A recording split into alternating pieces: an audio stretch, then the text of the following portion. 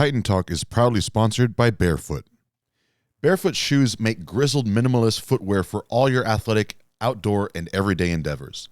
These shoes are actually made for your feet with a super wide toe box, a flat outsole, and extreme grip pattern, giving you inhumane strength and stability when you need it for your hardest training sessions or most rigorous trails. Each shoe is made using US-sourced high-quality leather and canvas, which conforms to your feet over time, giving you added comfort with each step while protecting your feet and giving them ample freedom to function as nature intended. Listeners of Titan Talk can use code TITAN to get a free pair of awesome wraps with their shoe purchase at barefoot.store. These are a versatile wrap designed to enhance joint support in your ankle, wrist, or elbow so you can move more mass with each lift. Again, that's code TITAN for a free pair of awesome wraps at barefoot.store. On this episode of Titan Talk, I am joined by Coach Alec Jose Pagan. I caught up with Alec when he and I were both in Charleston, West Virginia for the 2023 official Strongman Games. Now, Alec is someone who has had a profound effect in the realm of strength. He has really paved the way forward in terms of growth for a lot of the weighted classed athletes in their respective divisions, not to mention the fact that he coaches some of the strongest humans who have ever walked the face of this earth, the likes of world's strongest woman Erin Murray, America's Strongest Man Lucas Hatton, and world record holders Gabby Dixon and Inez Carrasquillo, just to name a few. The whole point of this show, this podcast, is to follow the stories entwined with strength, and there are definitely a lot of stories surrounding this man. So I hope you find this episode enjoyable and insightful. Listen on and let me know what you think. This is Titan Talk.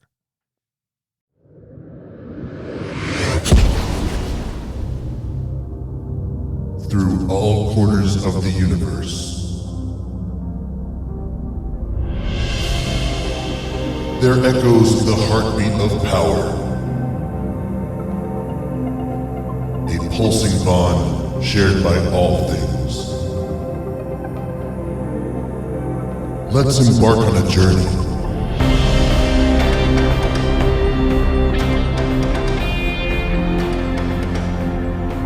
and discover the stories entwined with strength. Hello, my friends out there in this universe of power. Welcome to Titan Talk. I am here recording on the road in Charleston, West Virginia, joined by a very special guest, someone I've had the pleasure of interacting with multiple occasions before. Welcome, Alec Jose.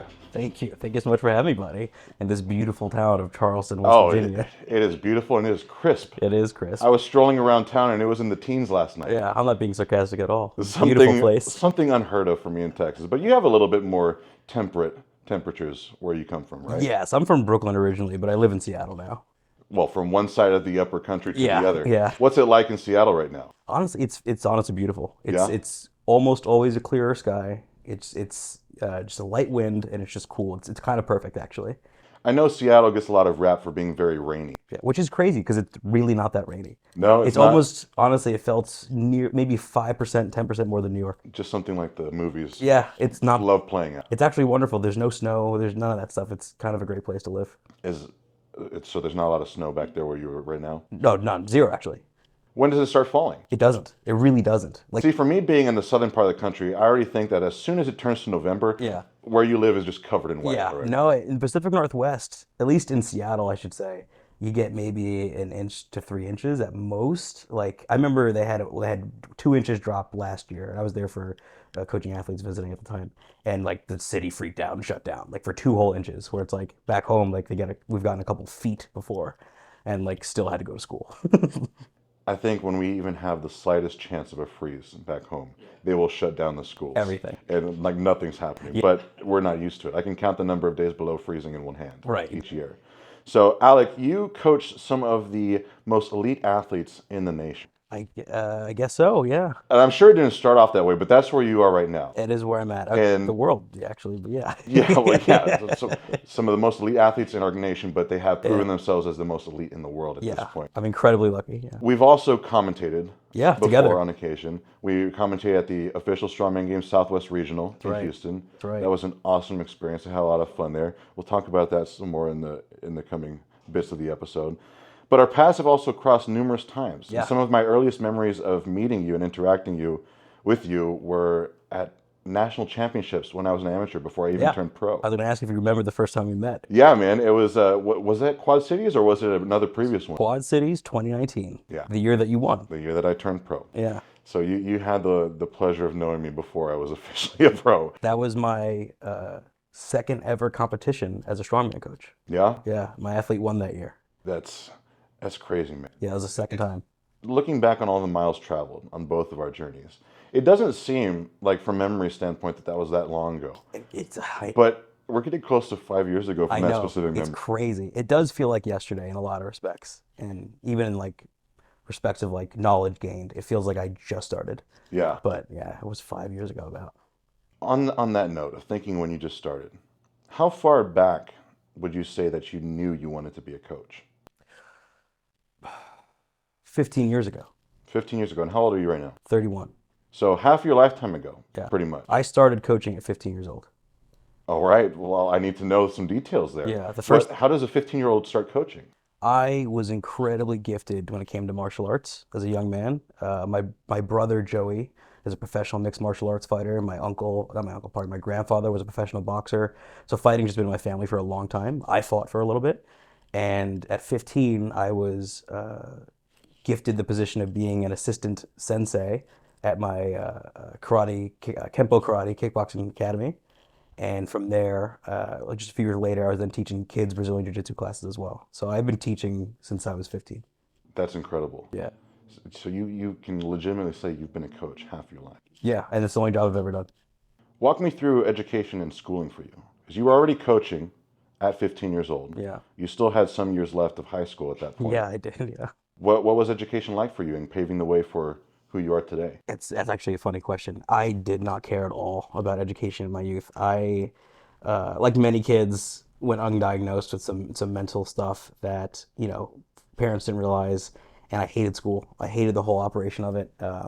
I would skip classes. I wouldn't do any schoolwork. The only thing I would do is my tests, and I would ace the tests, so I would pass the class with a D- average. So schooling-wise, I didn't particularly care. But the moment I was done with high school, I ended up wanting to go to college for exercise science because I fell in love with working out because of that martial arts journey. I really enjoyed working out, and I was incredibly disciplined with fitness when I was younger. Not so much now, but especially then. So I went to college.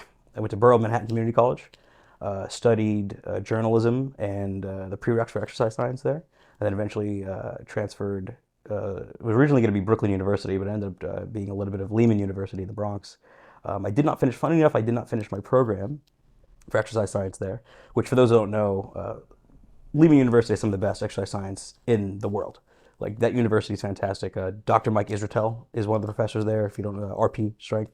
Dr. Mike Israetel is there, Ben Schofield is there, like real juggernauts of exercise science world are out of that school. And I went there and studied underneath them.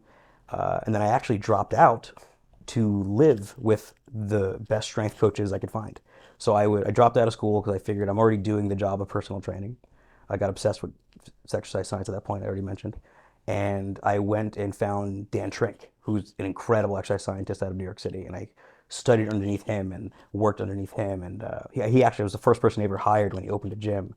And then I went and lived with Travis Mash for like a month in North Carolina. If you don't know who Travis Mash is, he's the best Team USAW weightlifting coach in the nation. He's also a former world record holder in powerlifting. He beat a lot of Ed Cohen's old records. Like, this guy's a savage of a man, and he's a PhD in exercise science. And I went and lived with him for a while.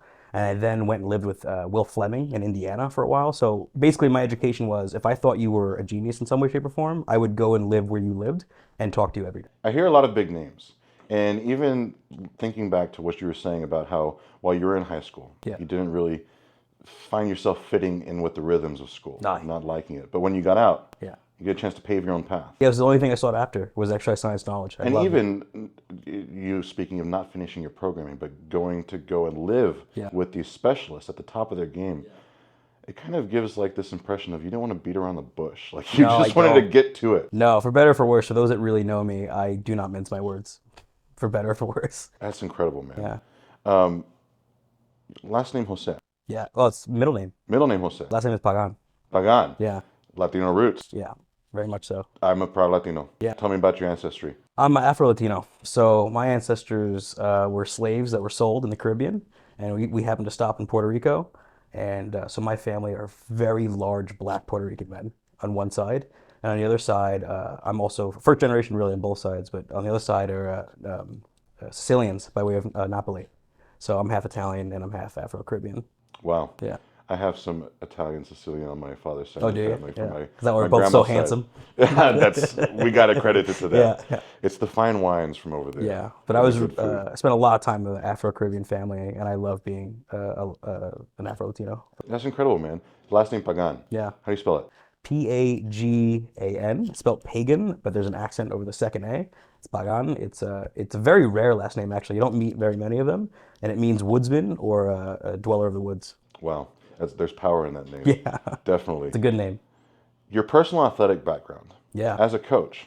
yeah, I mean, you spoke about some of your background in martial arts yeah. and as coaching there, but what have you done over the years for your own athleticism? Yeah, I competed in jiu-jitsu quite a bit. I wrestled in high school. I was very gifted in the grappling arts. I really was talented there. Not so much kickboxing or stand-up. I didn't really enjoy that as much, but I loved grappling. Nothing outside of being a varsity wrestler, really, in terms of high school athletics.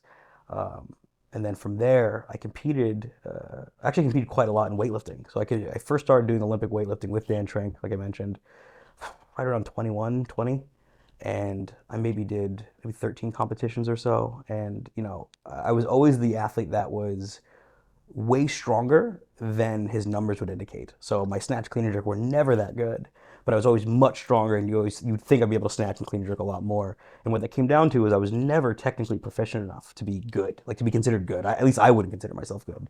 I think my best snatch was 112 kilos, so 246 pounds, and my best clean and jerk was 309. Very respectable numbers It's by, fine. by many It's people's standards. it's okay. I don't think I wouldn't consider myself good. I was okay at the jerk. Like I've done like 330 for three off the blocks, but that's just off the blocks. So, and I think honestly that's what made me a great coach because the whole time, the reason why I went and lived with those coaches that I mentioned was because I sucked and I wanted to be better. Like, and I knew I sucked and I wanted to be a national level lifter. I knew I could reach a national level. I knew I couldn't. I didn't have the genetics for international, but I knew I could do national. I just kept on trying to figure out better ways and better ways and better ways. And I think honestly it ended up making me inadvertently a fantastic coach Yeah. because of how hard I sucked. I had to figure out different ways to get better. It's one of those things where you discover the struggles that you face on your own, the things that give you difficulty. It better arms you when you're trying to coach others through similar things, regardless if it's the same difficulty or not. But you talking about Olympic weightlifting, that kind of makes me think. We think of all the parallels that we can draw between the sports or how one sport might benefit a person's pursuit in a different sport. Yeah. How have you found, through your experience with Olympic weightlifting, that some of those training methodologies transfer over to strongman training? It's everything. It truly is everything. If you were to look at, strength as a continuum, because that's what I believe it is, at least a continuum. Really, on this beginning of this continuum, you start way far to the left, and that would be, muscular endurance, and then it goes hypertrophy, then it goes quote unquote functional hypertrophy, which is really just higher percentages of hypertrophy, strength, maximal strength, peaking. And when it comes to weightlifting, it really lives within the realm of between functional hypertrophy and strength, and what you'll find there is speed work, and learning how to manipulate speed work, what percentages and what total reps and sets require to bring out those qualities, make athletes powerful. And that's essentially, if you want to think about athletes that kind of live in that realm, think of Olympic throwers, hammer throwers, discus athletes, shot put athletes, sprinters, and weightlifters. They all live in that same realm. There's a reason why they're so explosive. And from there, having the background, and a little bit of exercise science background and the weightlifting background, you end up learning how to branch out from there and to bring in some of the other qualities to make that main focus even stronger, right? So that's how I've ended up workshopping my programming, my coaching to make strongman athletes stronger.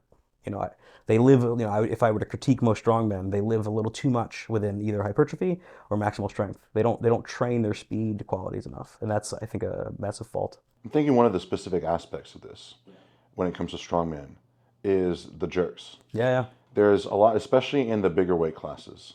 I hear it so often in the opens where why would I want to split jerk a log? I just become stronger at push press. yeah, But then when you kind of brush the ego aside, you realize that if you can become technically proficient at the split jerk, you're shortening the distance oh yeah. that bar needs to travel. You make it easier. You do make it easier, but Yeah. the place where a lot of athletes fail Yeah. is that technical aptitude. And I think even for them, it's just more of a sacrifice of learning the history of strongman. To throw away the jerk is to throw away the history of the sport. People forget the first individual to ever get 400 pounds on a log was Raymond Bergmanis, a former Olympic weightlifter, and he did it at World's Strongest Man, and he split jerked it. People also forget that Misha Koklaev also split jerked multiple world records on the log. So to throw away the jerk is to throw away the history of the sport, and it's to throw away things that have already worked for people way before they even got there. So it's foolish. And frankly, if they want to see work, and just look at any of the coaches who actually know how to teach it well, and look at their athletes' results when it comes to the overhead. They usually Well, win. let's talk about the coach I'm talking to right now. Yeah, sure. I think of two of your athletes, Inez Carrasquillo Yep. and Luke Hatton. Yeah. Both very proficient in their split jerks, and it Yeah. has allowed them to power up some serious, tremendous loads Yeah. over recent history. Yeah, I don't think, if I'm being, it's a bit braggadocious to say maybe, but I don't think many athletes will ever touch their ability to get overhead. Like Lucas has a big show coming up in the UK. He's doing the Arnold UK, and there's more than likely going to be an axle, right, for reps. It's probably what's going to be.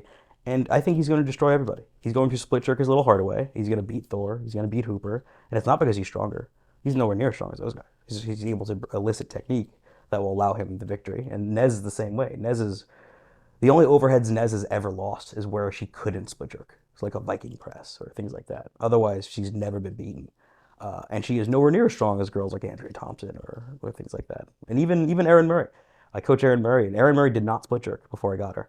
And she always lost big shows because of the overhead event. Always lost. And then since then, I think we've added 60 pounds to her overhead in 20 months. And I think she either ties for first or takes second now. So With your athletes, what have you noticed is kind of like that amount of time it takes for them to go from not being proficient at the split jerk to feeling totally confident and able to use it in contest? yeah, that's the thing, being able to use it in contests, right? Because it's easy to train it, but then, so what I would say is a lot of the athletes that I have that do well at the split jerk, I personally went to them and lived with them in their state, which is not where I live, and spent at least 2 to 3 months with them to get them proficient. To when I can guarantee that their practice on their own will be good. Because a lot of people can practice it, but if you don't have someone hands-on who knows what they're looking for, it's bad practice, and that's going to elongate the process. So that's the caveat. I did have to do that with each one of them. But then from there, what I would say is between 3 and 6 months, you could do it in contest. Making that decision to go and live with the like in the athlete state with them so you can have that involved coaching. That's a heavy decision. Yeah. That involves you up and moving from where you are. Yeah. I mean, there has to be a certain amount of assessment that you give this person to deem them like Worthy. a worthy cause. How do you navigate that? It really just, I mean, at this point, like I said, I've been coaching for 15 years. Like literally half my life I've been coaching. So I've become quite talented in analyzing who has it and who doesn't. And it has almost nothing to do with their physical capabilities. It's almost everything to do with their mind. And at this point, I've become proficient at knowing, all right, this person's, their investment in them is worth everything. And what that comes down to, if you want to look at it like a checklist for individuals listening, it's just little things. It's all about the little things when it comes to the athlete. Do you put in your notes in your spreadsheet? Are you filling it out in time? Are you texting me on time? Are you calling me when you need help? Are you being honest with how you feel? It's all those little things that people might consider misnomers or not important, but to me, that's everything. And the better the communication, the more I can guarantee I can make this person a world beater.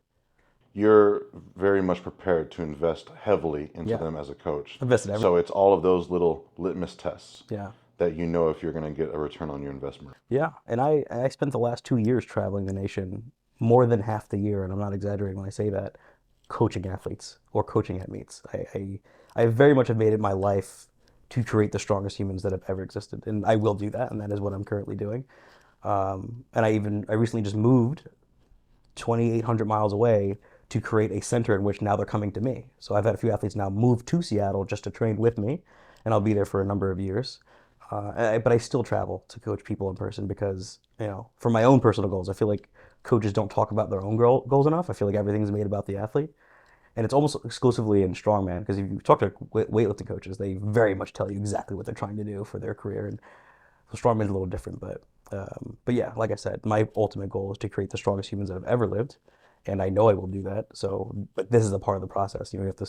I don't consider it a sacrifice. I'm not losing shit. I love what I do. I love traveling. I don't particularly care about money.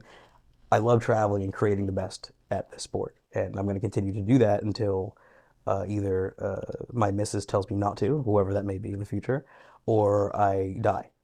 So that would be it. Hearing you vocalize your mission statement gave me chills. I Ah, guarantee I'm going to chop that up and put that as one of the reels for for this episode because it's sure. powerful, man. It's powerful, and you go back to that single statement. My goal is to make the strongest humans that I've ever lived. Yeah. If you hold that to the core of every decision that you make in navigating these tough choices as a coach, it becomes very easy to decide which fork in the road to take. Yeah.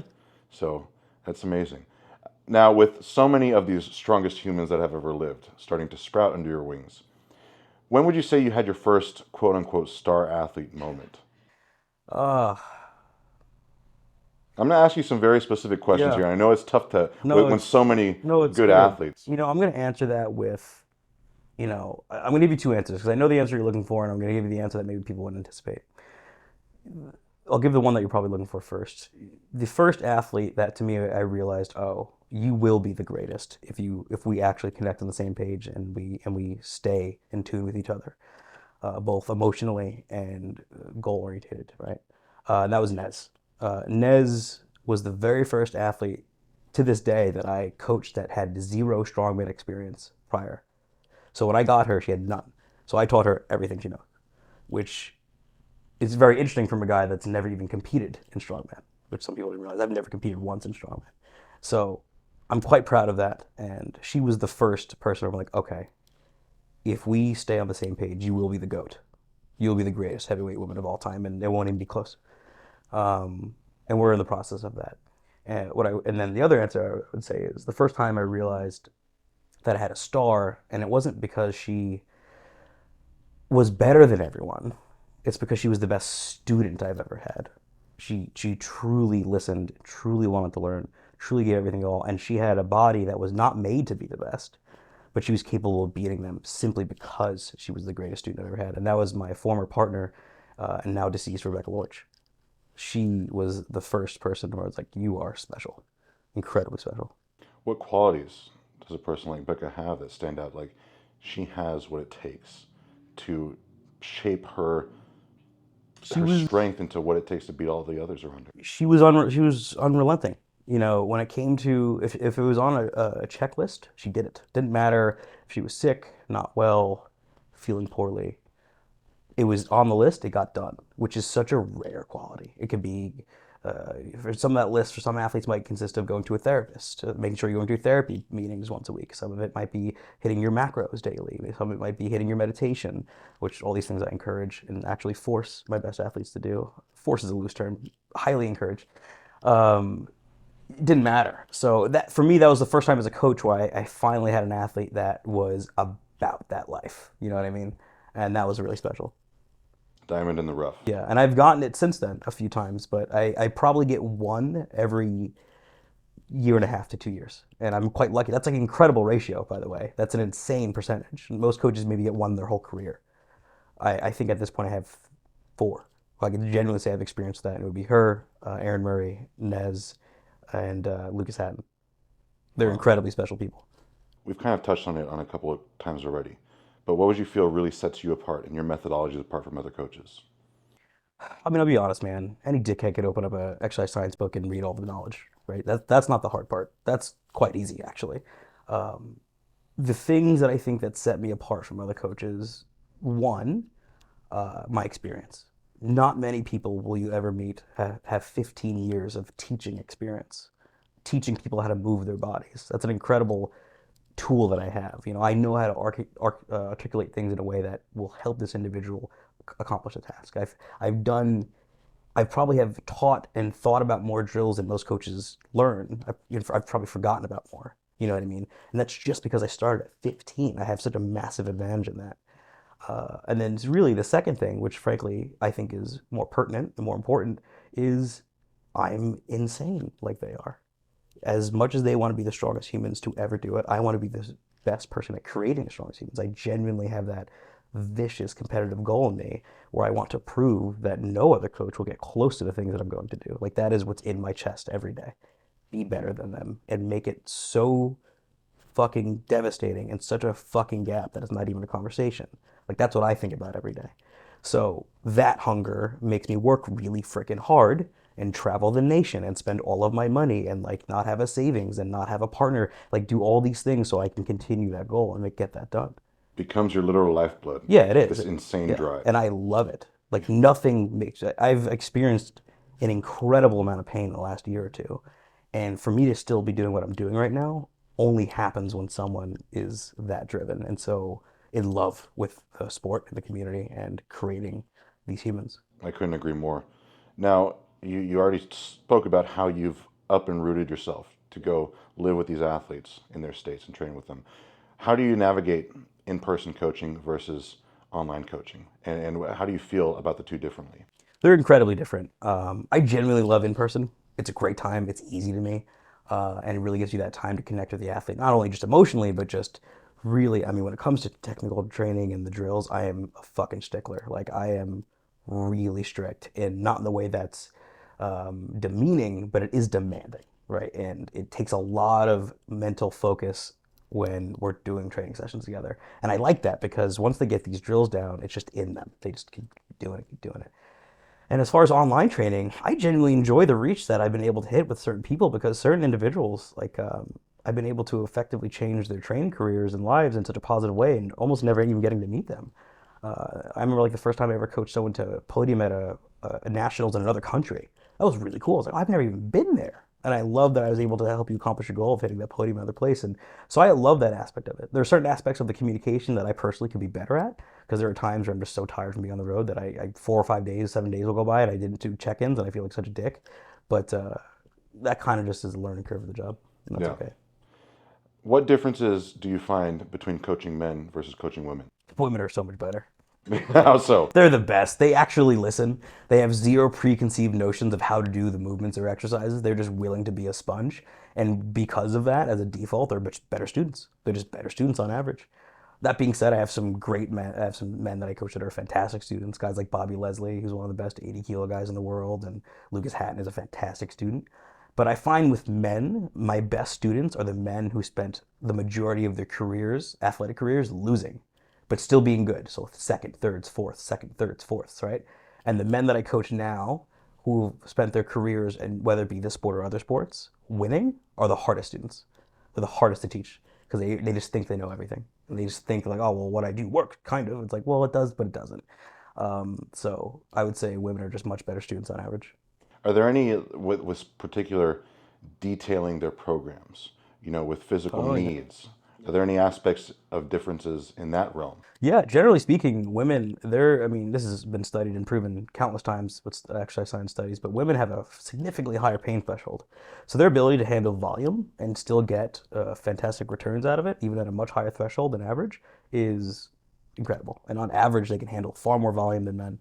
Doesn't matter if they're the same weight class or same similar size as the men. It's just their ability to handle volume is much higher.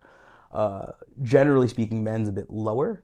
But that being said, it makes sense because men on average have a greater neurological drive than certain women do. So that means they're able to get a lot more out of their muscles. So they're producing far more force, and that in and of itself is very fatiguing.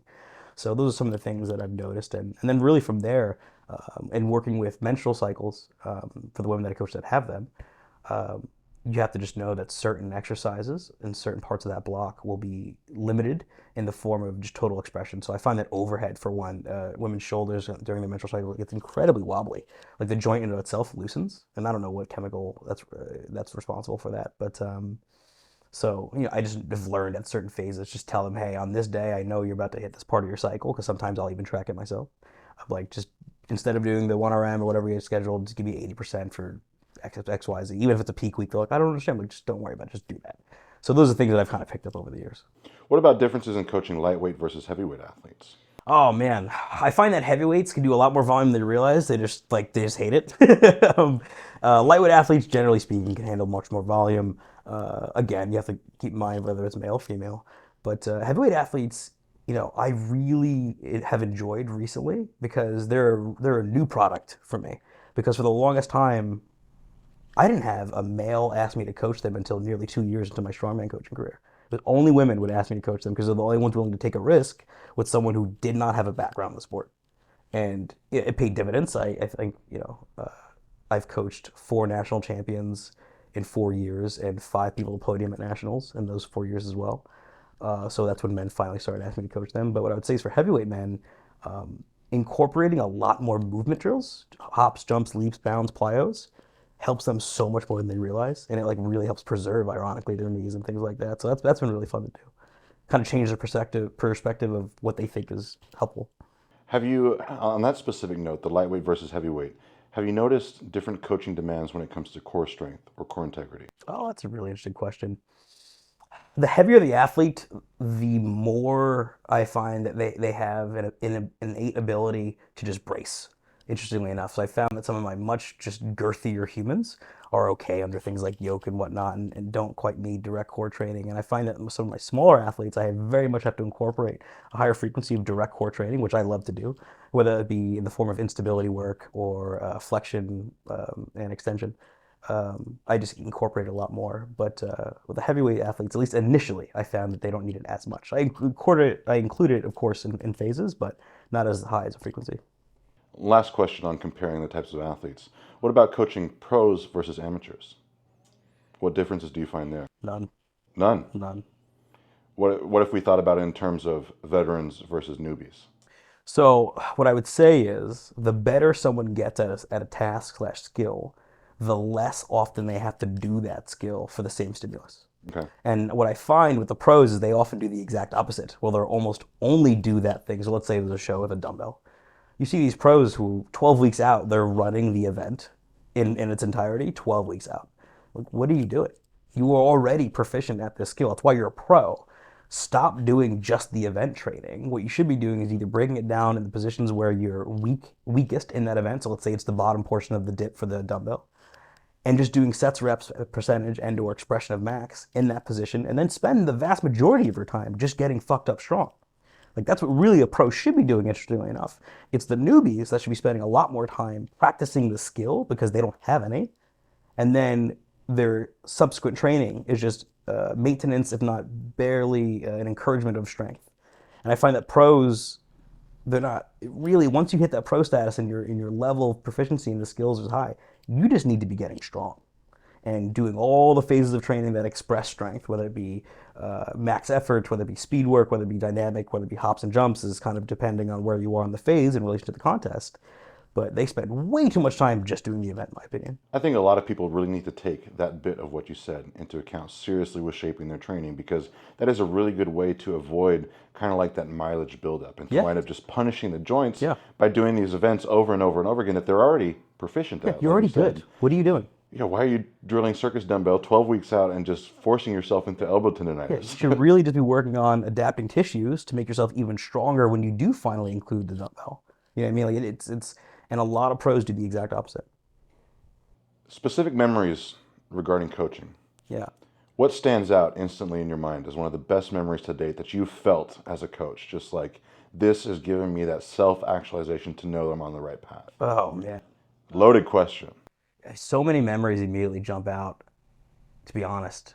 Like quite a few memories. I mean, I've cried on the competition floor. Give me one of those memories. Um, I remember watching, I coached Tommy Lavelle at one point, and I remember the last time he played him at Worlds is when I coached him. And I remember he had a really bad day one of that competition. You know, he was in his head quite a bit, and we both probably made things a little too more serious than it should have been. He should have just been having fun, and that was a good lesson for me as a coach, is to, for certain athletes, realize they just need to have fun. Um, and he went into day two, totally changed his mindset, and he destroyed the moving event by like, we're talking like a 6 second victory, like third, like the fastest of the whole weekend, thoroughly embarrassed the rest of the field. And I remember just being so happy and just tears rushing down my face when that happened, because I knew he had it in him, and that was really cool.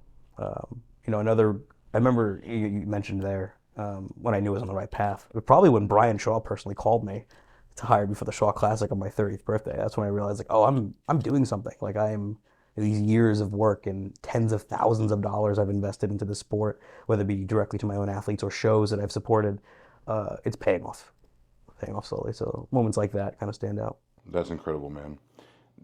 Thinking on to travel now. One of the things that I admire about you as a coach is that you're able to travel to support your athletes, no matter how far away they're competing. Yeah, I don't miss Mate, you beats. just went overseas. Yeah, to a yeah, world's strongest nation. yeah, yeah. And that's just one example. I mean, I It also was saw last you, weekend. yeah, last week, and I also saw you at America's Strongest Man to support Lucas out there. How do you pull that off? I make it a priority. I think that's the difference between me and other coaches in that respect. Like I remember when I first started coaching people, 2019 with that nationals. I think I counted 5 total coaches that were there, out of what 300 of you that were there, and I was completely dumbfounded because I came from the culture of weightlifting where your coach is always there. They always come to run your numbers, help everything out. Like so, getting into strongman as a coach, and I realized that like it just isn't within the coaching culture to be there. Completely blew my mind because you could make such a massive difference for the athlete's performance on the day with just like a cornucopia of just little things that could add 1 to 2% per event. And if you're not there, then you're not a coach. You're just an expensive cheerleader. Like it doesn't make any sense to me. So Well, I will stand to defend because I am one of those coaches that does not travel to you athletes. got a baby. It's different. That's it. But that I can bet that there are Yeah, other coaches out there that yeah, have that's fair. babies and Yeah, families too. I'm being a bit But of a that's dick, why I but can look to you and admire you because I know the sacrifice that it takes, whether it's physical, time, financial. yeah. It takes a lot of sacrifice to up and travel and to be there to support your athletes. But And I'm probably being cruel when I say that, and I know I am, but I am competitive, and I just it for the coaches that could be there and don't, I'll never understand that because that is the best part of the job. Like you curated and curated this like this formulaic scheme of maneuvers to help orchestrate like this person's dreams come true. You know what I mean? Like you're a wizard in a way. Like that's your whole position is to curate these beautiful moments by telling them exactly what to do, when to do it, by these very particular, hopefully particular and precise movements, and then they get to express it on the day. And to not be there for that is wild to me. those moments of victory where it's a shared victory and you are both Dude, elated, jumping up and down, screaming at each other, embracing each it's other. I the mean, best. I can see that from across the field, and it looks powerful. Dude, it's better than competing for me, honestly. It's better than competing because there's so much on the line because again, you're helping orchestrate someone's dreams come true. That's powerful. In making getting to these contests a priority, what specific hardships do you face in I, making the travel happen? dude, I do not have standard safety net that someone my age should have because I don't care. That's not true. I have certain things brewing in the background are nice. But what I mean is like I don't spend money on myself. Like all my clothes are years old or given to me. I don't have a fancy car. I don't do anything nice for myself. I have a nice cheap apartment. Like I don't live lavishly. Not that I would otherwise. I don't make $1 million a year or anything, but like I could have more niceties, right? And I just don't. I just choose not to. I have a very old computer that's breaking, and like I mean, I love to pour my money into my athletes and traveling, and whether it be I help them with quite a few other things rather more than just traveling, and I'm proud to do that. And but it's worth it to me. Like what else would I be doing? Like what working a 9 to 5 and going on vacation twice a year? Like I don't give a fuck about that. Like I want to watch some of the greatest things in life happen, which is the expression of self. And in this particular case, it's the expression of self through strength. I'm speaking to someone who is feeling pure conviction and knowing that what they're doing is the right path to be on. Yeah, you couldn't convince me otherwise. I completely feel it in every word that you say. With these travels and going to support your athletes, what's the funniest or most odd thing that you can remember happening or that first pops into your mind on traveling abroad or to a different state? Dude, I mean, yesterday, me and Gabby Dixon, for those that know, I coach Gabby Dixon too, probably the greatest grip on the planet for women. Um, we were like I think we were on the porch or just in the B&B that we're at yesterday, and we just watched some crazy man just walk down the street making goat noises. Like, it's just going to all these crazy towns, you kind of just end up experiencing some of the wildness of life. Here's a good one. I remember I went to Iceland last year because I was coaching at the Magnus for Classic. I was coaching Jacob Finnerty at the time. And I remember, it was the first time I've ever been to Iceland. And for those who don't know, that place is just a bastion of like strength and spirituality. And you can make that of you will, as you will rather. But it is an incredibly powerful place. And I remember we were at Husafell, which is a location where the Husafell stone is. It's a farm. And there's like this incredible like 4 or 5 star hotel that's literally 30 yards from the Husafell stone, by the way. I didn't know that. It's this incredible hotel. And I ended up staying there with the athletes, of course, because my athlete was competing. And I was just up late. I was in the lobby. I just had a cocktail in my hand. I was just taking in the experience of just being in the middle of nowhere in Iceland, watching men lift ancient rocks that were used for rituals to determine who's going to be the leader of a tribe. That in and of itself is incredible. And I remember just chilling in the lobby, having a cocktail, and this wonderful the hostess of the hotel runs up to me. She's like, grabs me. She goes, "You need to go outside right now." I'm like, first off, I don't know you, but second off, okay, like okay, because you need to go outside right now. And we run outside, and she grabs a few of the folks, and the aurora borealis was just exploding. And I don't mean like, oh, it's kind of no, no. I mean exploding in your face. Pinks, blues, greens, creating saucers, dragons, demons, just incredible display of just life. And I remember being like, this. I have absolutely made every right decision in my life. This is amazing. That's incredible, man. Not So only is Iceland on my bucket list, yeah, but the Aurora Borealis is also way up there too. and stuff like that would never have happened to me if not for strongman. So it was awesome. It's another moment where you just know you are on the right Yeah, I'm path. doing the right thing here. Now I'm commentating. I recall when we commentated at OSG Regionals in Houston, you expressed that was something that you had interest in and Yeah, possibly pursuing. yeah, And yeah, you had told me that when you were in college, you had taken some courses in journalism. yeah, yeah. Is that still something you're interested in? Yeah, so my whole funny enough, I went to college for exercise science and journalism because I wanted to be a sports commentator, specifically strength sports. Like it's always what I've always wanted to do because I've always loved strength sports. The only sports I've ever watched my entire life were mixed martial arts and strength sports. That's it. I don't care about anything else.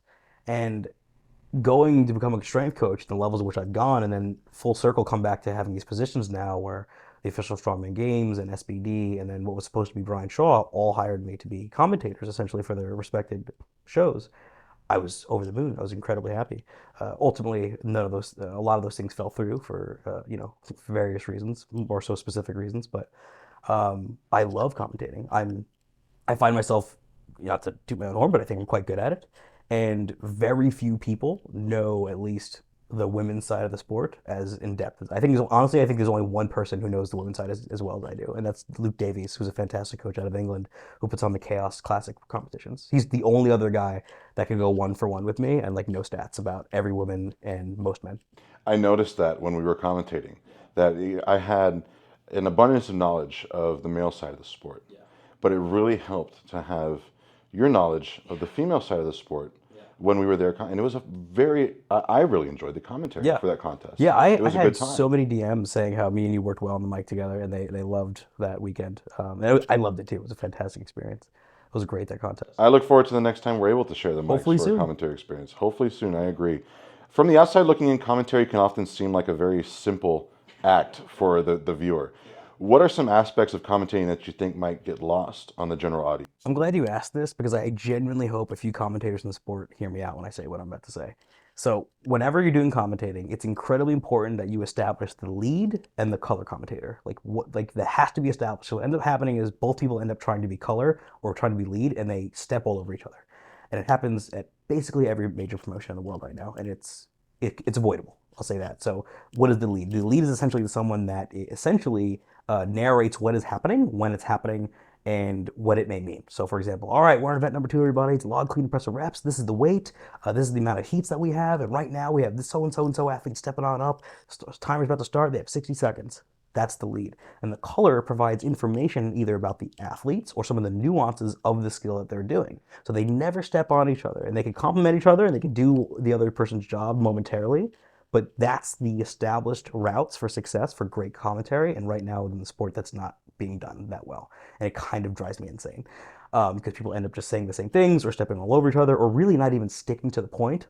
I've noticed a lot, like especially, last year, especially, and it wasn't you, some of the commentary here at the games, the people on the mic weren't talking about what was happening directly in front of them, and they were talking about something that happened 3 heats ago or in a different class entirely. And it's so disrespectful to the athletes that are out there because those feeds and those videos end up becoming their Instagram posts, their highlights for their life. And if someone just set a world record and you're talking about something that happened in a different weight class or a different gender, you're not only embarrassing yourself, but you're stealing from the moment of that individual when they should be being celebrated. So that's something that drives me nuts. There have been times in commentary experience where I've had co-hosts try to start asking me about personal experiences of mine. Like in the past, I'm like, Completely this is irrelevant. not about me today. This is about every athlete pouring their heart. We are here to. Right. And whereas you might say maybe you're the color in that moment, maybe you like, last time I did this event, this is something that I was looking out for. Maybe these athletes might be doing that too. That's perfectly applicable. But if your Right. co-host goes, oh, so Gabe, you're a great deadlifter, buddy. Tell me about it. You're like, there's action happening right now. Why are we talking about me? So that's something that I think is really important when it comes to commentary that people don't think about enough. Is that two things. It is absolutely important. And I mean, I've had specific meetings today with some of the crew from Official Strongman and Giants Live talking about the commentary that I'm going to be giving throughout the weekend and making sure we have everything set with our plan, with establishing the lead. And we were calling it the lead and the expert versus the lead and the color. But same thing, same realm. And I can even think of some Arnold Classic commentaries in recent years where you've had the commentators kind of stepping over each other in the moments of excitement, and where in that commentary box, yeah, it's an awesome moment. It feels so epic, so exciting, but it gets lost in that transition through the screen, through the mic, to where the viewers are like, I can't make sense of what's going on right now. Like no one's giving this experience to me to where I can digest it well. It's that, and it's also bias. What you'll find is sometimes a person on the commentary might be a coach, or sometimes they're from a certain nation, and they will have a bias for one of the athletes that are out there, and they're ignoring one of the athletes who are dismantling an event. Like something that comes to mind is Erin Murray last year was destroying the car yoke, right, in that event. She took first place, like she the best yoke runner in the world, right? The commentators were talking about just Donna Moore. They weren't even like they were just talking about the other person. Like, guys, like Donna's incredible, but maybe let's talk about the action in front of us. Oh, Donna just took a step. Erin just did. You know what I mean? Like it's one of those things where I feel like it's treated more like a podcast than it is a job. Well, the commentators have to be conscious about it too. Right. Because that's one thing that I try to be very conscious about is like, yes, I am an American. Yes, I am a coach. I might have an athlete. I don't have many athletes here, or actually this year I don't have any athletes here. But like last year, I knew I had athletes going into it. It's like you've got to go into this thing knowing how to curb any sort of excitement or anticipation to where it dims you. And I'm not mad at them at all. I get it, man. I'm a guy who loves it too. It's just one of those things where you have to be thinking about what those athletes are going to see later when they watch this. That's the most important thing. As far as commentators or voices, regardless of sport or realm, who you have heard in the past, who do you find most inspiring? Oh, that's great, man. That's a great question. Let me think about that for just a moment here. Some great commentary. Who's a fantastic commentator that a lot of people could learn from, and he's made his own mistakes in the past, but he's amazing, is John Anik.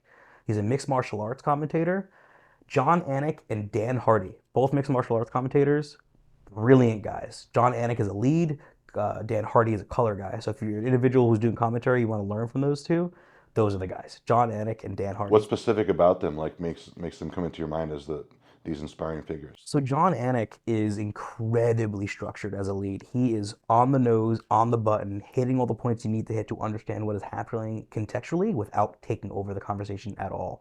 He's giving you information without even realizing you're getting it, and he's not talking over the two other individuals who are both color. He has two color commentators with him, and he's still able to give you information and keep things on track in a way that makes sense for the average viewer who might not know anything. And that is a true art of the lead. Giving information without being demanding over the conversation. That's the true art of the lead. And for Dan Hardy, he is an incredibly articulate color commentator who himself was a former fighter, so he has that experience and that background. But he's giving the information in such a way that it isn't inside baseball, so anyone could understand what he's trying to articulate.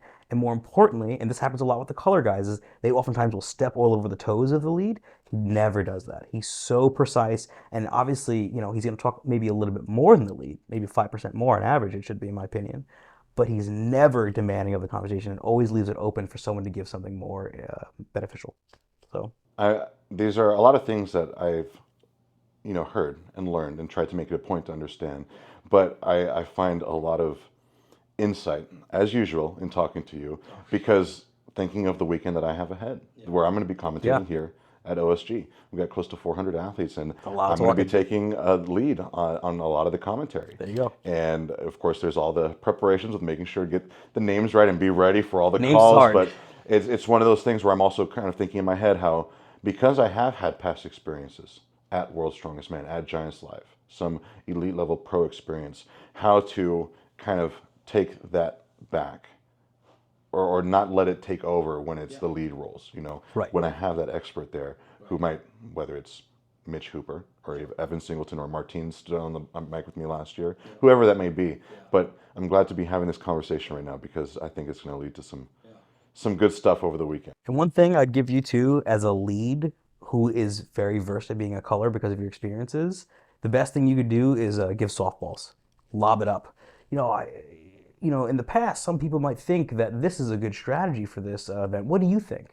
Lead them. Like, give your expertise without giving it. That's a great thing for a lead who happens to have the color background to do. Excellent tip, and I will remember that when I'm on the mic. Now about the realm of mental game and mental fortitude. Sure. Strongman is a sport where you need just as much mental fortitude as physical prowess, if not more. What strategies do you try to shape within your athletes to help them more mentally unstoppable or help them become more mentally unstoppable? That is very unique to the individual. So I'll try to give some examples. It's never going to be one and the same. I mean, if there is any sort of overarching theme as a coach to help with their mental game of the athlete who can compete, is relentless belief in love. They should always know that you have an incredible amount of belief in them and you love them, and you will only guide them in a way that's going to keep them safe no matter what. And safe is not arbitrary, but it could mean many things in this particular case. It could be winning, it could be keeping them from getting hurt. So that's like number one as a coach. Your athlete should never doubt you really give a damn. And not only do you really give a damn, but you believe in them. So that's number one. So when it comes to individuals, like, for example, like Inez, Inez Carrasquillo, she needs to have fun, right? Inez needs to have fun when it comes to the majority of the show. So being lighthearted, playing around, I'll even punch her in the arm sometimes, like, should have been paying attention, like just goofy things to keep her lighthearted. There are certain events where that needs to change, where the term that me and her use is a violent focus. I use that with her, and then she'll perform really well. Like a max log, for example, we're having fun, but it's not a goofy time. Like it's an aggressive intent that we need to bring out of her for that. When it comes to moving medleys and things like that, we're having a gay old time because she'll crush if she's having a good time. That's you have to learn what athlete needs what as a coach, and you're only going to really do so by making mistakes. But for example, like an athlete like Erin Murray, totally different. She just needs to focus, stay on the ball, know exactly what she needs to do, and how fast she needs to do it. You got to give her that information exactly. And then with her, it's the cueing of wanting to ensure that she does something the way you want it as a coach. It's not visual with her. So she actually, interestingly enough, some humans are like this, and I had no idea until I started coaching her. Some people quite literally cannot imagine or envision things like in their head, like picture something. So if I tell you right now, hey, picture an apple in your head, I'm sure you see an apple in your head. She cannot. She does not have that ability. So with her, it's more of I need to tell her, I need you to feel this in this particular moment. And then that feeling generates the action that I want for her. So it really just comes down to knowing your athletes and then really taking the time to study them and really give a shit. That's some of the things you end up learning as a coach. And there's some great books on that exact topic. I think Brett Bartholomew has a really good book on coaching. I think it's called The Mind of a Coach or something along those lines. But Brett Bartholomew, fantastic book on this exact topic. What about you? What about the unique challenges that you face as a coach? What strategies do you use to keep yourself strong between the years? Alcohol. Well, try and improve it in many cases. What's funny is if you look at some of the best coaches that have ever lived in any sport, they only go down two routes. There's two archetypes. The incredibly well put together, happy-go-lucky family, supportive wife, kids, everything's great, or just sheer alcoholic, depressive, sad guy, but both have the exact same level of success.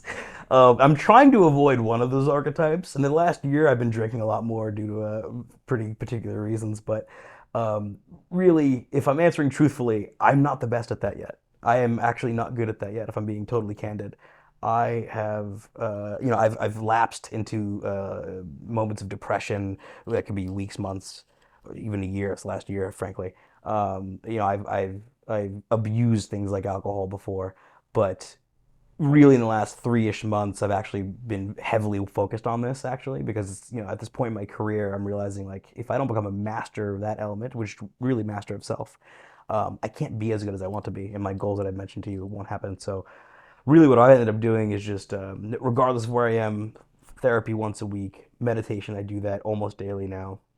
And I've included some form of fitness in my life every day, because really becoming the level of this coach that I'm am now at and want to be even further. My own fitness has kind of fallen off because I used to be quite strong, and that's not the case anymore. So I'm bringing some of those basic things back that you would think any coach would know to the forefront has really been helpful. So Now I want to get to a topic sure, that might have contributed to some of sure, the alcohol sure.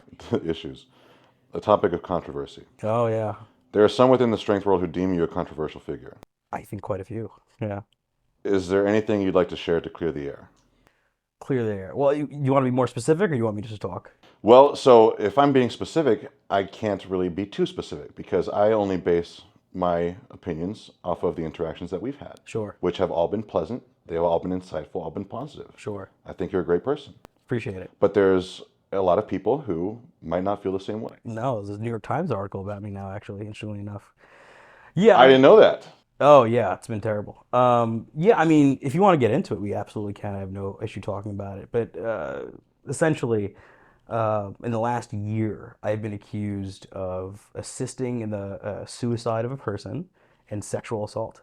I've been accused of those two horrible things, without a shred of evidence, whether it be screenshots or otherwise. And it became a game of telephone so extreme that the New York Times wrote an article about me, which is in and of itself a horrible experience. Yeah, ultimately, a person who I used to, I've already mentioned Rebecca Lorch. I used to date her. She was my athlete as well at one point. Coached her first, and then we. Someone who I've had plenty of interaction Yeah, in the past. yeah, Someone who I had very fond memories of spending time with at the contest that I put on last year, Beerstone. yeah, yeah. Spent a She lot was of time there. with her. I was there when she won the national Yeah, you championships. both won, yeah, the same year. Yeah, she was a beautiful person and a wonderful soul who's no longer with us. And ultimately, she succumbed to a depressive episode that led to drug abuse and that led to her taking her own life, which is incredibly sad. And someone who I was madly in love with at one point in my life and was one of my best athletes. So definitely something that I've had to process at an incredible level this year. It's made me incredibly sad. I still am quite sad about the whole thing. And ultimately, what started this infamy, as you mentioned, was accusations from Rebecca, interestingly enough. And, without going too deep within the weeds of he said, she said, because I don't find that particularly productive, I'll just share from my perspective what I think happened. This is actually the first time I've ever talked about this publicly. Um, Ultimately, for those that actually know Rebecca, know that she's had substance issues in the past, and I'm talking way before strongman. As a young adult, had some issues with substance abuse a little bit later in her 20s, and that went away for quite a while. Um, we had a relationship together that was simply described as toxic, and I would confidently say our relationship was not a healthy one, our romantic relationship. And ultimately, the reasons for that being is we had two different goals and two different wants. She wanted, at the time, a husband, and at the time, I was too scared to commit to any one individual. So I didn't, and she didn't get what she wanted. I didn't get what I wanted, but we stayed together for longer than we should have because simply we loved each other, and that's what kind of people in their 20s do. They do dumb things like that. Ultimately, it led to a breakup, which is perfectly fine and acceptable on her end. She broke up with me, which I totally understand. And she had some real issues after that for about a year, involving some of the things that I already mentioned. And it was a hard year for her. Some of those things I was there for, was able to help with. Some of them I wasn't. Um, and ultimately, we didn't have contact for nearly a year or two after that, after our last communications after we broke up. And then it's like a year or two later, the day after I was announced to be hired by Shaw, she decided to go public and say these things about me that very much didn't happen. Things that portray me in a light that's very abusive individual. Things like beating our shared dog and economically stealing from her and being abusive and things like that. And personally, I feel those things were fed by substance abuse issues and depression and being very, very sad and alone. And I am not mad at her at all now. I actually am quite sad for her that she was alone and that no one was there for her, because those were not the actions of the woman that I knew, as far as I'm concerned. Some people might disagree with me on that. That's okay. Um, Ultimately from there, uh, truth be told, I came forward and my lawyer actually came forward and said, hey, these is why we know these things are not true. Here's all the information we have. Here's all the evidence we have saying the things that you're saying are not, that we know the things you're saying aren't true. Please refrain from posting them. Please don't do that. And this was your lawyer talking about you or her? To her, Okay. for me, because I didn't want to make contact because Right. I felt that would be inappropriate. And then a couple months later, she killed herself. And it was really awful and sad. And I was completely devastated. Um, and then ultimately from there, she had a few select, I won't even call them friends, I'll call them people that manipulated a situation, levy even worse allegations towards me that seemingly came from nowhere. And then, articles written about me that had no evidence or proof or anything. And interestingly enough, the New York Times journalist that wrote that article, John Leland, I'll never forget that man's name, contacted me about these very specific accusations, and we gave him the exact same evidence that we had that disproved all of them. And that email was sent to him, he read it, and he decided to completely change the accusations to other things and just write an article anyway. So, as far as I'm concerned, a very morally corrupt individual hunting for a story. And that's kind of just what happened. So from there, it was quite sad because I've spent the last 4 years investing heavily, specifically in the women's side of the sport, economically, supporting shows. I mean, good, like, for example, the 73 kilos women's weight class, I funded and came up with that myself, which some people don't realize, because at the time, women only had 3 weight classes, men had 4. I thought that was not right, so I paid for that, and that was not cheap.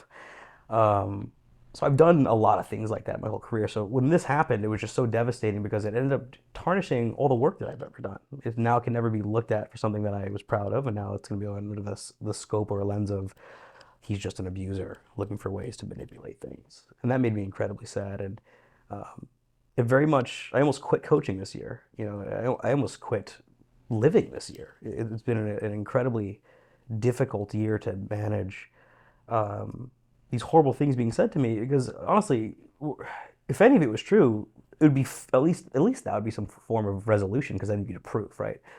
But fucking none of it is. And since then, I've even had some of the individuals who levied some of these awful claims to me, towards me, I should say, have since come to me in private and apologized. And after realizing what the things are being said about me were false, they've apologized, which I really appreciate.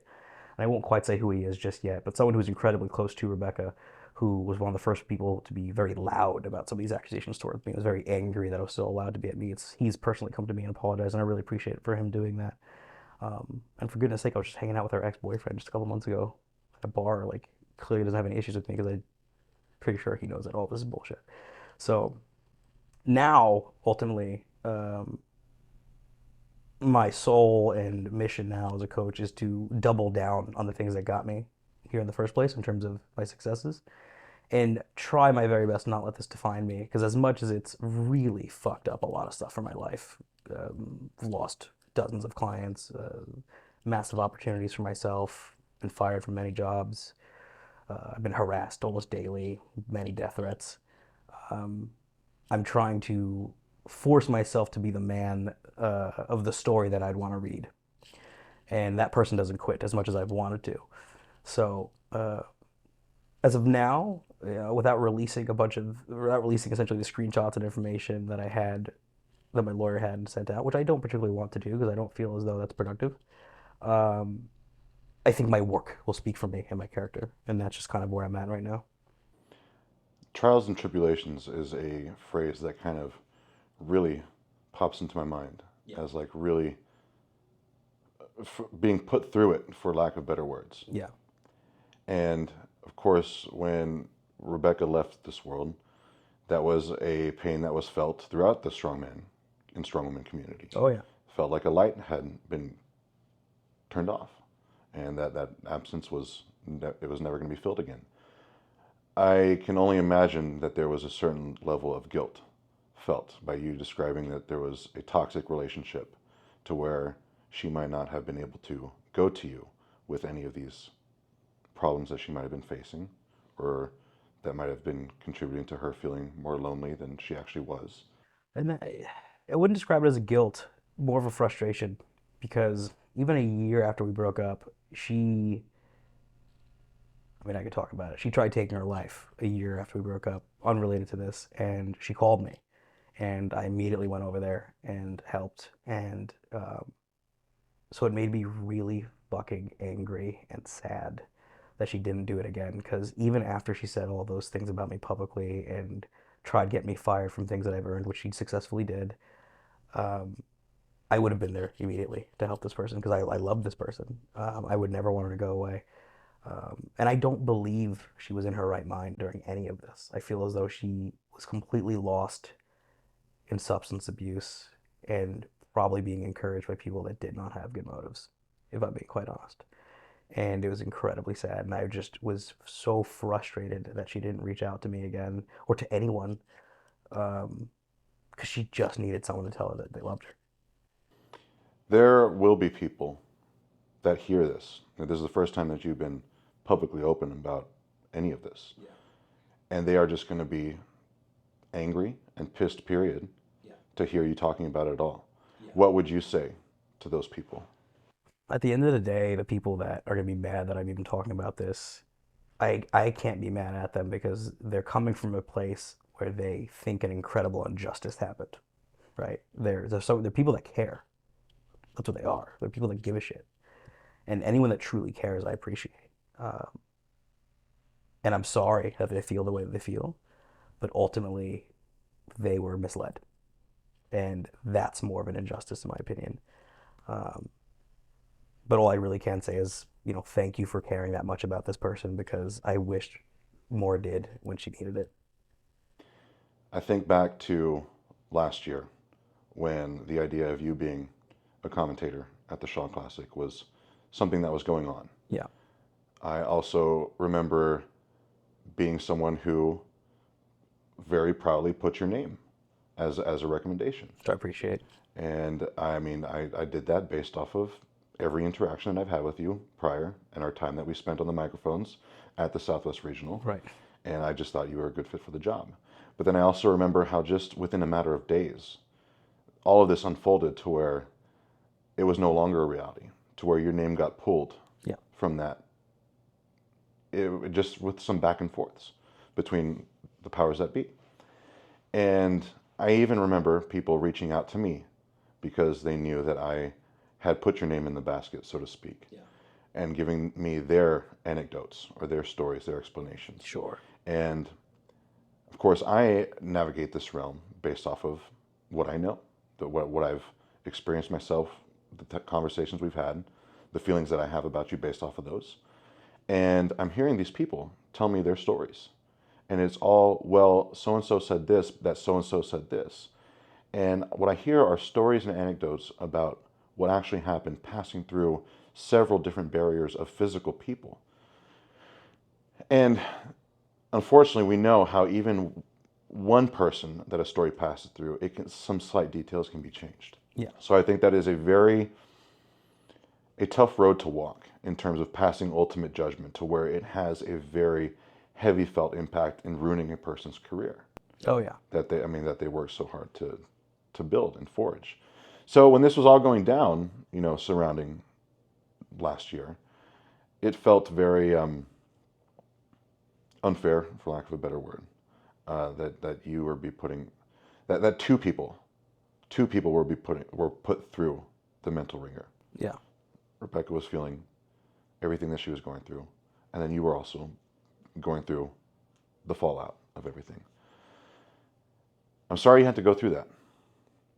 I am very sorry and sad that Rebecca's not here. I remember the podcast episode that I had published, the week after she had taken her life. And all I could remember was just those pleasant memories I had of us interacting at Beerstone. I had even given her a ride from my gym where she came and trained one day. It was just me, her, Trey Mitchell. We're all training in my gym. It's a fun little No one thing. else. And I had taken her from the gym to the competition site. And even just some of the conversations in my truck as we're going to the venue. And listening to her talk at the athletes meeting. It was a light that was extinguished that is very missed. And I can only imagine that level of feeling that person's absence from someone who was in love with her. Yeah. Um, when she was on, and her health was high, her mental health, she was one of the most incredible people. She really was. Um, And obviously me saying the things that she said were lies. Most importantly, I don't want anyone to diminish her legacy because she did something that I feel is not true. I don't feel like this takes away from her at all. I just feel like that was a sick person. So I have no judgment towards her. And the reality is, I shared some of the greatest days of my life with this person that I'll remember forever, and I have zero regret with that. It just makes me sad that all of that happened the way it happened and folks talked about it the way that they did. And I get it. Every good lie starts with a kernel of truth, right? Uh, Kernel of truth in this particular case being like we had a very poor relationship, and that's okay. That happens. Some of the subsequent things that have been claimed that are just not okay. That did not happen, but I'll always remember this person. She's the reason why I'm in strongman. I did not want to be a strongman coach. She came to me hurt and injured in 2019, early portion of 2019, because the programming she'd been following had hurt her back, and she knew that I was a good coach in the area, right? And we weren't even dating then. I was like, yeah, sure, I'll write a program for you. So like, because of her, I am in this position that I'm in now, and I will forever be eternally thankful to her. We always try to think of ways that our experiences, whether it's as coaches or fathers or anyone who has an impact on others, if we can use our experiences to kind of help even just that one more person. Yeah. What would you say to anyone who might be going through similar mental challenges, mental adversities, that they feel so alone and lonely? Yeah, I've spent an incredible amount of nights and weeks and months this year, very much in the lowest depths that a human can be. Quite a few nights. And what I would say to an individual in those similar situations, first of all, I hope it's not too similar because that's brutal, but if it's similar enough, you have to throw your ego aside and completely drown yourself in the loved ones that you may have, loved ones and friends. I did not do that, and that was a mistake. And that almost led me to me not being around. So I would say really forcing yourself to be open to love, and more importantly, criticism. Be ready to be critiqued and to take that on the chin. Because there might be a reason why you're in that position. There were definitely certain reasons why I was. That I can honestly look back, I'm like, oh, that was a mistake. Those two things will save your life, literally. So that's what I would say. And to realize that if you take it one day at a time, you will more than likely be okay. More than likely. This is a very heavy topic. Yeah. I appreciate you being open about it. I can only imagine how difficult it is after keeping it secret or not public, for a better word, for so long. Yeah. But thank you. Oh, of course, man. Anytime. Okay, I like to finish every show with the space out section. Space out. Talk about space. Now, for our space out, particularly today, I had asked some questions to my following on Instagram. Okay. I'm going to do a separate episode where it's just question answer. But there's one question that I wanted to have for our space out today. Okay. And this comes from Yanni Bustos on Instagram at YanniBear316. What strongman event do you think each planet in our solar system represents? It's such a fun question. It is a very fun question. It might expose some ignorance of me. I might forget some of the planet. That's okay. I can help you out with that. I know you got can. you. Let's start from the inside working out. Mercury. Mercury, right? the smallest, the closest to the sun. Yeah. Now, Mercury, in my opinion, that is hands down a max distance Husafel. Why? Oh, yeah, because when you're that close to the sun, you're on fire. And let me tell you something right now, nothing makes your soul on fire more and question your ability to be consistent and deal with the literal flames that is your emotions than a max distance Husafel. That is a very good answer, and especially the quite literal sense that you're carrying such a dense, compact rock. Yeah, right. And that was one of the things that I'm very impressed with the actual Husafel. Like when I had the replicas made for Beerstone, Which were amazing, by the way. I still have them, and they're still pristine, with the exception of a few nicks and scratches from where they bounced off the rubber mats. But it is a lot smaller in stature than some of the metal plate Husafels that we see in contests. So much more than I thought that the real thing is. Very dense, very very compact. But that's a good one. What about Venus? The second from the sun and the hottest planet in our solar system. It is the hottest planet, interestingly enough. Venus is one of those things that does not get the credit it deserves. We kind of overlook it, don't really think about it. But because it's the hottest, it is one of the most tumultuous environments to possibly be in. I'm calling that a Conan's wheel. Conan's I'm wheel. calling that Conan's wheel because it's underestimated. You don't really think about it too much, but when you're actually doing that thing and it's holding on, your biceps firing, you're rolling back and forth. They Like, oh, absolutely are. this sucks. And you get done with that event and you Yeah. just have that Yeah. abrasion Yeah. and you have skin missing and the bruise for Burns. weeks. Yeah. You know, I was thinking about this one, Venus in particular, and I took it as a very literal strongman event. Okay. As World's Strongest Man the 2 years back to back in Sacramento. Right. Where it was just so freaking hot. So hot. In the middle of the day, it's 120 degrees, and the only comfort that you find is when you're in the athlete areas under some shade. Right. So for me, Sacramento, World's Strongest Man, just as a whole, That's Venus. is Venus. Nice. Okay, what about Earth? What about our home? Earth. The most dense, the one that only has life on it. Yeah. It's well-rounded. It's got water. It's got, yeah, it's got everything we need to be comfortable. I know, right? It's got to be a soft event. It's got to be something fun and easy. What event would Earth be? You know, maybe something as simple and fun as a max log. It's just predictable. You kind of know what's going to happen. It's fun to watch. It's heavy. It's the most dense. It's real fun to do. Earth is kind of easy, you know, it's easy to live here. You know, it's not like these other hellholes that you have to, or these crazy environments that the other planets have. So I think it's a fun, easy max log. And I can get behind that too, because the only planet in the solar system that you're going to find an actual wooden log is going to be the Earth. It's going to be the Earth. That was something that I saw, just like one of those factoids, that if you get out of the Earth and you think of it in a cosmic sense, when you hold a piece of wood and a diamond next to each other, the second you leave Earth, wood is the far more valuable material than diamond. There's so much more diamond throughout the rest of the universe than there is wood. So that was just one of those things that it popped out as very interesting. Like, of course it is. Okay, I have to do a little bit of post-editing cut-in right here because somehow, some way, in the excitement of our answering Yanni's question, me and Alec glazed right over dry red Mars. And Mars is going to be our humankind's new home in the future years, right? So how dare we forget it? But to answer the question, what strongman event would each planet be? If Mars had to be a strongman event, I have no debate in my mind that it would be the official Strongman Games stone series. Not only do you have these stones each painted red to where they look like a little Mars of their own, but they're always done in an arena of sorts, somewhere that's climate controlled, and it's in the beginning of winter, either the end of November or the start of December. So these stones are cold. They're cold, and it takes a long time to get to them. They're the final event of the competition, of a 3-day-long contest. Very nostalgic of the journey it takes for humankind to get to Mars. They're cold, they're dusty, they're hard, they're heavy. It takes a long time to get there. But when you get there, you've made it. You've made the voyage, you've gotten it done. And I have no doubt in my mind, like I said, that if we had to pick a strongman event for Mars, it's the OSG Stone Series. All right. Back to the interview. Okay, Jupiter. Jupiter. The largest, the gas giant, the most stormy, also the fastest spinning. Yeah, Jupiter is an interesting environment because, like you said, it's literally just made of gas, spinning so crazy fast. I think it has moons nearly the size of Earth. Yeah, nearly the size of Earth. I think somewhere upwards of 50 to in the 60s in terms of known moons. Right, known moons. Some are frozen, some are not.